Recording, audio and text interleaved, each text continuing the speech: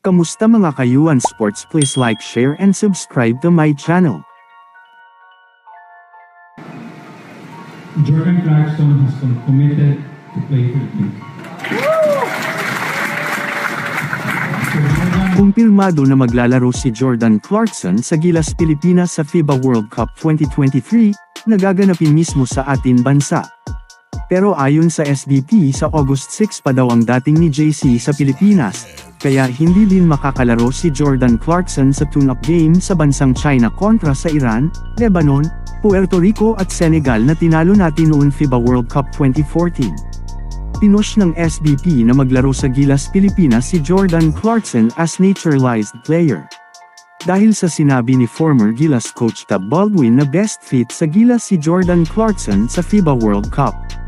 Dahil mas elite na player si Jordan Clarkson kesa kay best PBA import na si Justin Brownlee. Si Justin Brownlee ay maglalaro sa Asian Games bilang sukli, sa kanyang fully committed sa Gilas Pilipinas na kasama sa tune-up games matches sa Estonia at Lithuania.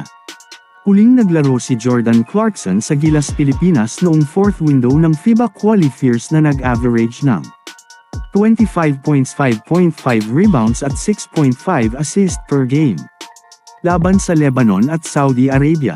Nag-post din si Jordan Clarkson sa kanyang social media account na kumpirma niya nga mismo na maglalaro siya sa FIBA World Cup na kasama ang kanyang anak na magtodo suporta din sa kanyang tatay na si JC para sa FIBA World Cup. Makakasama na si Jordan Clarkson sa tune-up game ng Gilas kontra sa Mexico dahil sa August 21 ang magaganap ng Gilas Pilipinas versus Mexico sa Philippine Arena.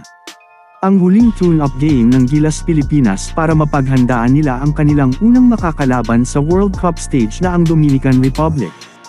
Kaya suportahan natin ang Gilas Pilipinas sa papalapit na FIBA World Cup 2023 sa August 25. Maraming salamat po sa inyong panunood and please like, share and subscribe. Ito ang Yuan Gaming TV.